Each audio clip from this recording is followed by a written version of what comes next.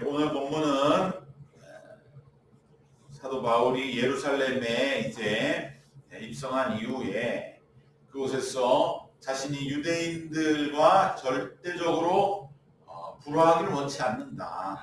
자신도 유대인과 같다. 오늘 말씀에 나는 유대인이라. 바로 유대인들이 자신을 그렇게 미워하고 죽이려 하지만 나는 결코 유대인들에게 그러한 적대감이 없다고 하는 것을 보이려 했던 그 바울의 노력들, 그것들이 다 물거품으로 돌아가고 결국은 바울을 죽이려고 에베소에서부터 따라온 자들에 의하여 바울은 이제 돌로 맞아 죽는 것 같은 그러한 죽음의 위기에 놓이게 됩니다. 바로 이러한 예루살렘의 엄청난 혼란의 소용돌이 속에서 로마 군대가 다시 질서 유지에 출동해서 오히려 바로 바울을 체포하고 그곳에서 체포하려 할 때에 바울은 이것이 이제 마지막 기회가 될 것이라는 마음을 가지고 그 체포하는 우두머리 책임자인 천부장에게 헬라 말로 당신이 내가 좀 말을 할게 기회를 주겠습니까? 오늘 우리 읽은 30절 내가 당신에게 말할 수 있느냐라는 것을 헬라어로 로마 그 천부장이 말하니까 갑자기 천부장이 그저 유대인에게만 일어난 어떠한 일인 줄 알았다가 헬라 말을 들을 때 깜짝 놀라서 당신 헬라 말을 알 줄 아느냐? 당신 보통 사람이 아니구나. 그렇게 보면서 혹시 얼마 전에 예루살렘을 떠들썩하게 했던 일이 있는데 바로 애굽 쪽 그러니까 알렉산드리아에서 유대인들의 지도자 한 사람이 나와서 예루살렘으로 와서 사람들을 모아서 우리가 다시금 하나님 앞에 온전하여 지자는 그러한 어떤 운동을 일으켜가지고 예루살렘 사람들을 모아서 엄청난 그러한 또 로마가 볼 때 반란을 일으켰다 실패하고 그 4,000명 남은 사람 데리고 광야로 숨어 들어간 바로 그러한 사건이 있었는데 그 지도자 혹시 당신 아니냐 이렇게 이야기를 하니까 바울은 천부장에게 나는 유대인이고 나의 태생은 다소의 사람이었고 그런데 내가 이곳에 온 모든 이 일들에 대하여 한번 백성에 설명할 수 있는 말할 수 있는 기회를 달라 이렇게 말을 합니다. 이것은 이제 로마법에서도 항상 법정 절차의 이 로마법은 이러한 피고인에게 변론의 기회를 주는 그러한 분명 원칙이 있기 때문에 한 번은 지금 로마법을 적용해서 나를 체포한다면 말할 수 있는 기회를 한 번은 줄 수 있지 않느냐. 이것을 헬라 식으로 이제 요구를 할 때에 드디어 바울에게 변호의 기회가 생기게 되고 바로 여기에서 바울의 회심 체험의 첫 번째 설교가 본문에서 드디어 선포가 되는 것입니다. 어떻게 보면 사도행전의 절정은 바로 물론 개인마다 조금 보는 시간 다를 수 있지만 바울의 이 회심의 체험의 설교야말로 사도행전의 그러한 하나의 또 최고봉이 아니겠는가. 왜냐하면 이 설교는 바로 오늘 우리의 삶에도 결국 우리가 누군가에게 하나님의 말씀을 전하고 복음을 전하고 간증을 하며 주님의 살아계심을 전할 때는 바로 이러한 체험적 간증, 이 강력한 역사 이것을 우리는 사모하고 누구나 이러한 체험이 있기를 기도하면서 또 나에게 그러한 체험을 주셨음을 믿고 그래서 우리는 평소에 이거 잘 정돈해서 전할 때 우리 안에 내 일생 속에 하나님은 나에게 이렇게 역사하셨다. 정말 어둡고 캄캄할 때 아무것도 내 앞에 어떠한 소망도 없을 때 하나님은 내 삶을 이끌어 주셨다. 그러한 내 삶의 모든 자리마다 다른 모양으로 나타나지만 우리가 그 속에서 발견하는 하나님의 구원의 손길을 전하는 그러한 체험적인 설교와 간증에 바로 전형적인 모범이 되기 때문에 바울의 회심 체험의 이 설교의 말씀은 오늘 우리에게 너무나 귀하고 뜻깊은, 그래서 이제 사도행전은 이 바울의 회심 체험적인 설교를 통해서 우리도 그러한 체험을 통해서 이웃들의 복음을 전하는 삶을 살도록 메시지를 주고 계신 줄로 믿습니다.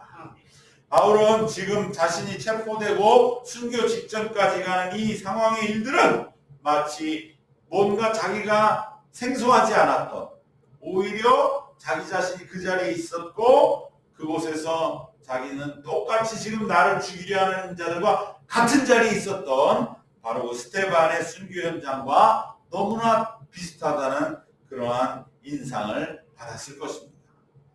바울은 스데반의 순교 현장을 생생히 기억하고 있죠. 오늘 우리가 21장, 22장이지만 바로 7장에 나오는 그 스데반의 순교 현장에 바울은 그 자리의 책임자로서 스데반을 돌에 죽도록 하는 일의 모든 걸 책임지는 그러한 사람으로 그 현장을 생생하게 기록하고 있는데, 이제는 내가 스데반의 그러한 죽음과 동일한 자리에 섰구나 라고 생각을 하게 되었고요. 그럴 때에 그 현장에서 선포되었던 스데반의 설교, 바로 사도행전 7장에 기록된 그 설교도 바울은 생생하게 기록하고 기억하고 있었습니다.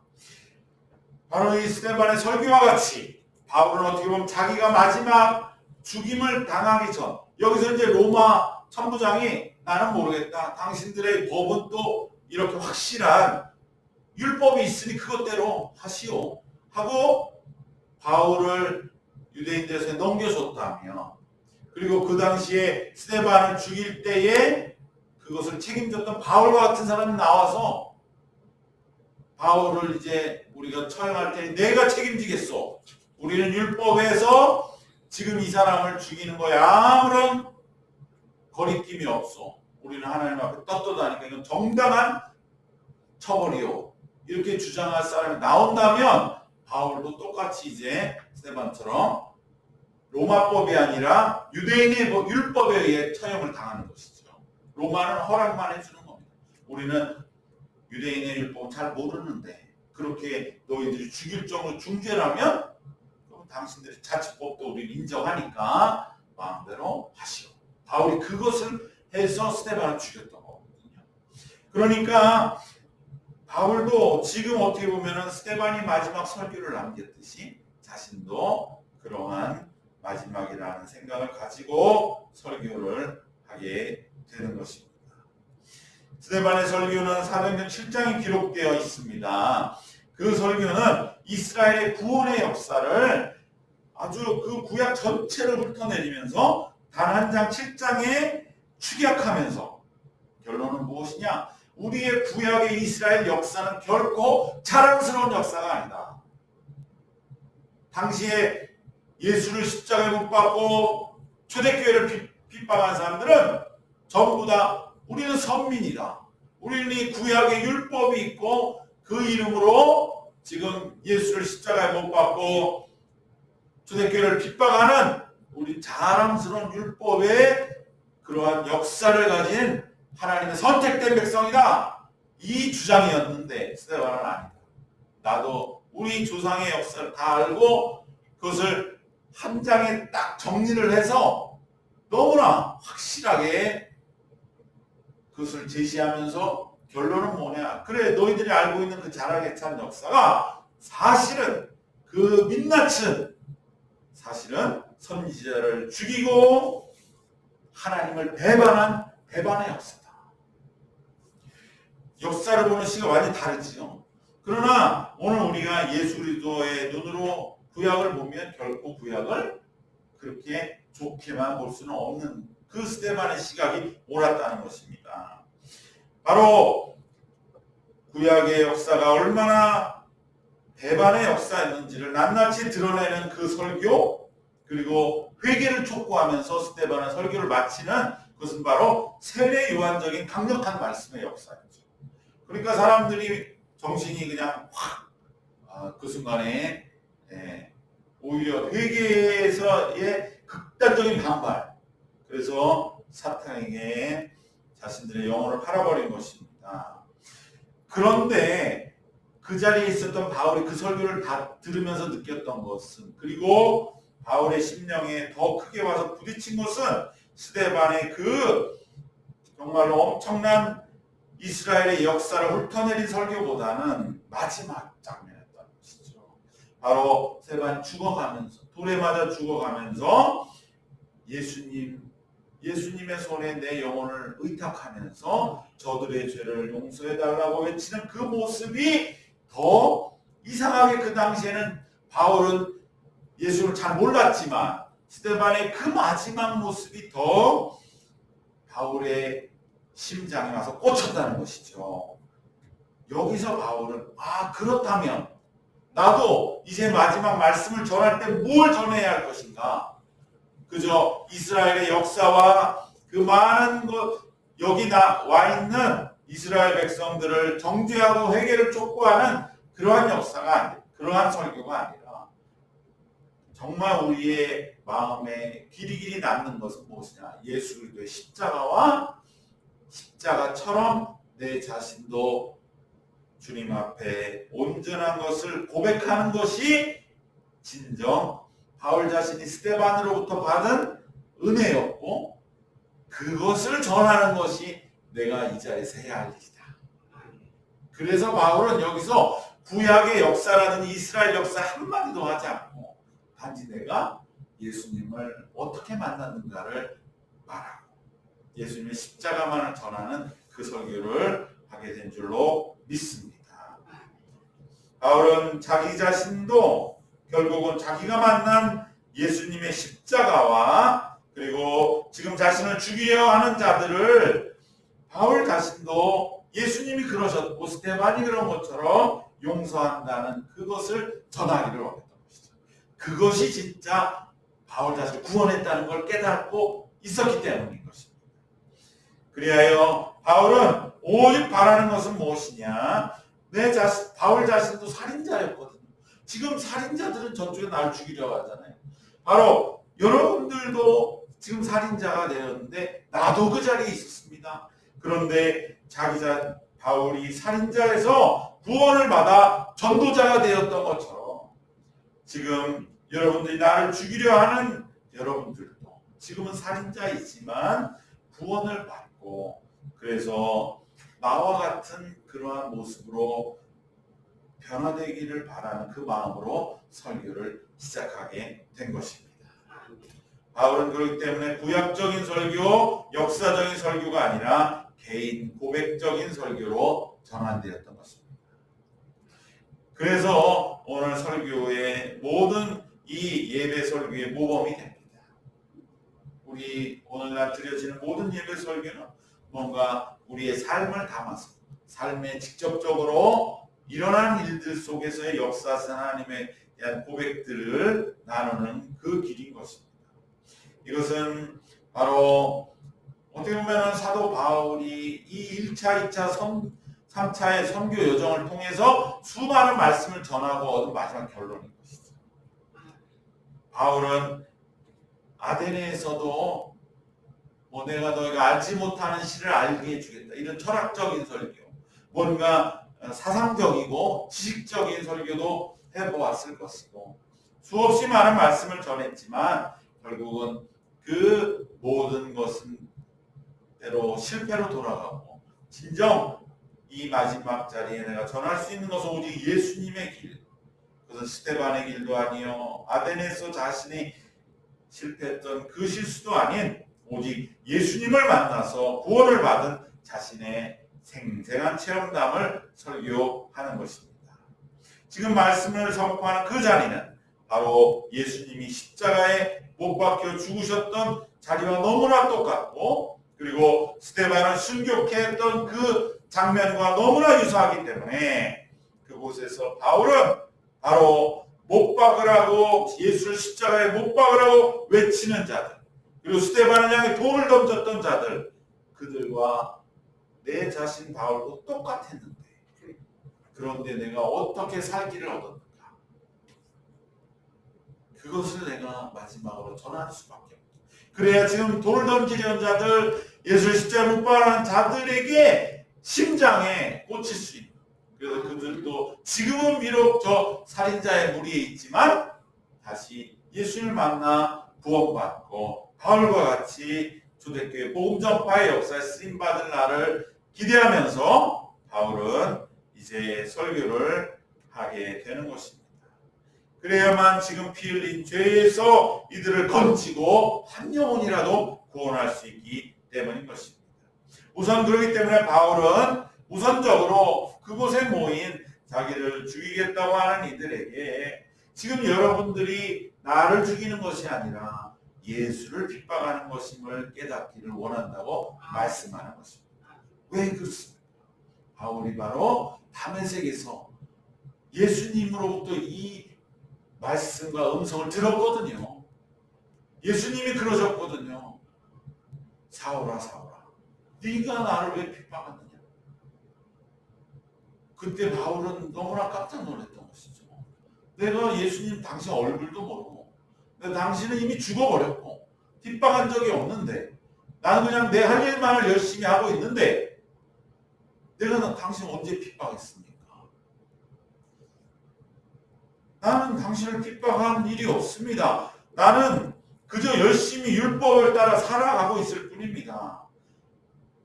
그런데 내 자신이 내 삶의 실상을 모르고 있었다는 것이죠. 지금 바울을 향해 돌을 던지려 하는 자들, 당신은 지금 여호와의 율법과 정의를 실천한다고 생각하지만 실상은 예수를 핍박하는 것입니다. 나도 그랬으니까 그것을 알기를 원합니다. 바울은 바로 자신이 예수님으로부터 생생히 들었던 오늘 말씀 22장 7절에 내가 땅에 엎드러져 들으니 소리 있어 이르되 사울아 사울아 내가 왜 나를 박해하느냐 하시거늘 이 자신이 들었던 음성이 바울의 설교를 통하여 그곳에 모였던 바로 이스라엘 백성들에게 전해지기를 원하는 것입니다. 설교는 이렇게 하나님의 음성을 전하는 것입니다. 그때 내가 들었던 음성이 그대로 지금 돌을 든 이들에게 들려지기를 간절히 원하면서 바울은 그렇게 전하고 있는 것입니다. 내 자신은 그때 너무 모르고 있었습니다. 여러분들도 사실은 다 알고 있다고 생각하지만 모르고 있는 것입니다. 내가 예수를 핍박하고 있다는 것입니다. 그저 나는 열심히 산다고 그래서 다메섹까지 쫓아가 공문을 들고 가는 그러한 줄만 알았는데 내 삶을 나도 모르고 있었고 오직 예수님이 알게 해주셨습니다. 당신들도 예수님이 알게 해주시기를 나는 원합니다. 그것이 진실이고 진리고 생명이고 오직 그 길만이 이 피의 원수의 이러한 비극에서 우리 모두를 구원해 주기 때문이라고 바울은 말씀합니다. 지금 자신을 둘러싼 이 군중들에게도 바로 이러한 무지와 착각에 빠져 있다는 것을 깨닫기를 간절히 바울은 원하고 있습니다. 왜 그렇습니까? 자신의 무지가 너무 뼈저린 것이었기 때문에 내가 몰라서 그 스데반의 깨끗한 피를 흘렸던 건 아닙니까? 그러니 내가 얼마나 후회하는지 그 마음 여러분들이 아실지 모르겠지만 내 자신의 이러한 후회를 하지 마시기 바랍니다. 똑같은 것 아니겠습니까? 지금 이 자리에서 바울을 죽였다. 나중에 그들이 예수를 만나고 나서 내가 바울을 죽이고 하나님의 종 바울을 그때 죽인 그 죄는 얼마나 일생 씻을 수 없는 그 뼈저린 그 회심의 고통 그것이 여러분들에게 있게 되면 그것을 내가 지고 평생 살았는데 여러분들도 똑같이 그렇게 되지 않기를 바랍니다. 너무나 괴로운 것이고 거의 죽음 직전의 고통이나 마찬가지인 것이기 때문에 바울은 제발 지금 바울 자신을 죽이는 여러분들은 바울 자신을 죽이는 그 단순한 문제가 아니라 예수님을 핍박하고 있는 것입니다. 그 죄값을 지금 물으려고 그 죄를 지으려고 하고 있는 것임을 깨달으라고 다름 아닌 바울 자신의 체험을 담아서 말씀하고 있습니다. 여러분, 우리도 마찬가지로 우리는 그저 하루하루 열심히 산다고 사는데 내가 예수님을 핍박하고 있는 것은 아닙니다. 그것이 내 삶의 진실이 되고 있다면 다시 한번 바울의 이 생생한 체험의 말씀에 귀를 열고 주님 앞에 무릎 꿇고 주님 내 길을 인도하여 주시옵소서. 내 삶이 어느덧 다시금 주님을 핍박하고 주님 십자가의 고통당하심을 외면하고 그저 내 한 사람을 위해서 살아가는 삶이 되고 있는 것은 아닌가. 다시 한번 말씀에 온전히 인도함 받아야 할 줄로 믿습니다. 그것이 자기의 모습이었다는 것이죠. 그리고 이제 바울은 전합니다. 그러한 내 삶의 완전한 무너짐 속에서 구원의 길이 열렸습니다. 바로 나는 이제 삶의 영혼의 숨통을 트이게 되었는데 그것은 무엇이냐? 예수를 만나서 이제 그의 발 아래 꿇고 엎드리고 그 이후로는 내 눈이 멀었음을 그동안 눈먼 채 살아왔음을 주님 앞에 온전히 자복하고 이제는 오직 예수님의 지시에 인도의 명령에 순종하는 것을 통해서 나에게 구원의 길이 열렸습니다. 오늘 말씀 마지막 11절의 말씀과 같습니다. 11절 우리 같이 한번 읽겠습니다. 나는 그 빛의 광채로 말미암아 볼 수 없게 되었으므로 나와 함께 있는 사람들의 손에 끌려 다메섹에 들어갔습니다. 그러나 이것은 비극과 어둠과 장애의 시작이 아닌 진정한 빛된 삶의 시작이었던 것이죠.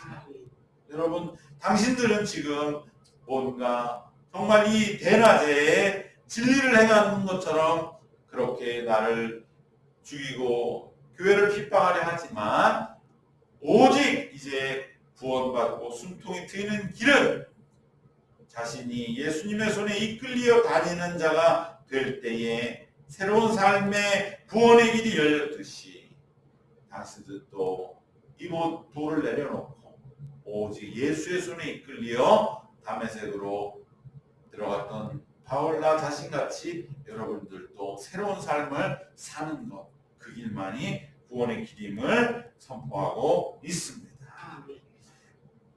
이전에 바울은 스스로 판단하고 스스로 행동하고 스스로 열심을 내고 스스로 움직이는 삶을 살았지만 그것은 오히려 눈먼 그러한 삶이었고 이제 예수의 손에 이끌려 살아가는 삶은 이전과는 비교할 수 없는 그러한 진정한 진리의 참된 생명과 능력의 삶이었음을 바울은 고백하는 그것은 무엇입니까? 지금 이곳에 서 있는 나를 보시오.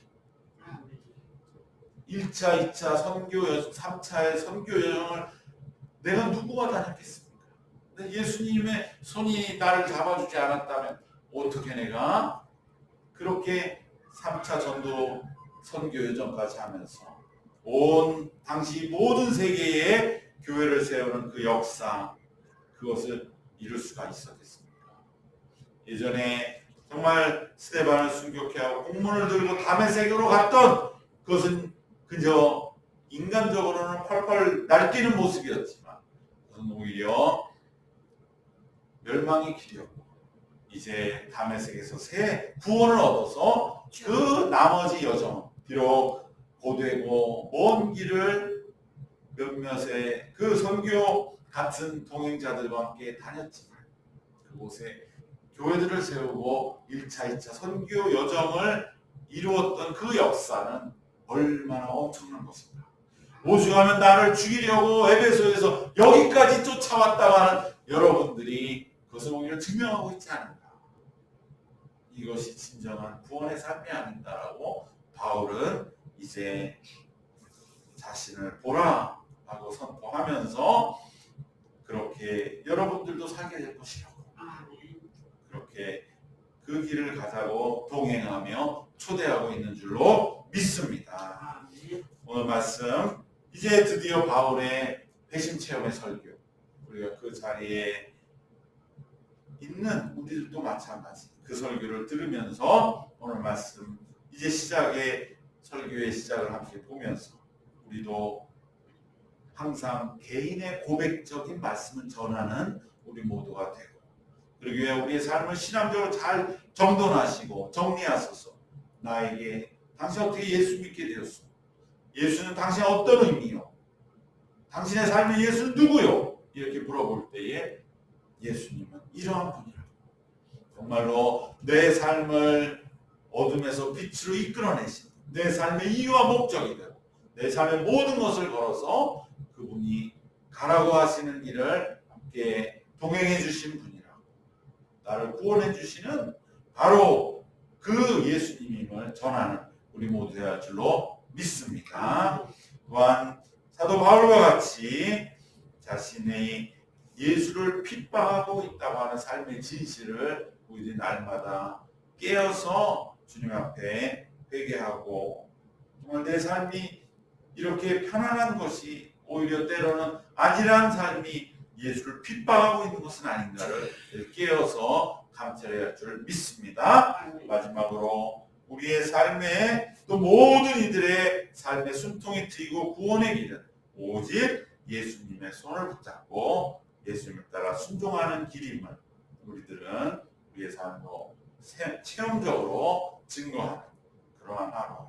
그리고 우리가 먼저 예수님의 손을 붙들고 매 순간 살아가는 그 연습들을 해나가는 우리 모두가 되시기를, 그리하여 바울의 이 마지막 설교 속에서 우리는 정말로 우리 삶의 영원한 복음 전파의 모델을 마음속에 품을 수 있기를 주님의 이름으로 축원합니다. 기도하겠습니다. 하나님, 우리 주님, 감사하신 우리 하나님, 우리들도 우리 일생 동안 사도 바울과 같이 이렇게 마지막 순간 내가 살아온 인생에 가장 귀하고 복된 일을 전할 수 있는 체험적인 증거가 우리의 삶에도 분명하게 자리 잡게 하여 주시옵소서.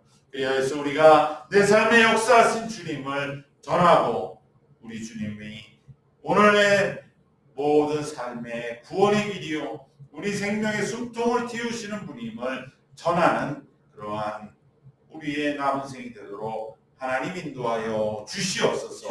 우리의 삶의 중요한 순간마다 나타나신 하나님을 우리가 체험하고서도 전하지 못하는 답답함이 없게 하여 주시고, 무엇보다도 우리의 삶에 주님의 인도하심에 분명한 이끄심을 바라보면서 삶을 정리해 나가고 하나님 앞에 온전히 드림받은 남은 생이 되게 하여 주시옵소서. 감사드리며 예수님의 이름으로 기도드리옵나이다. 아멘.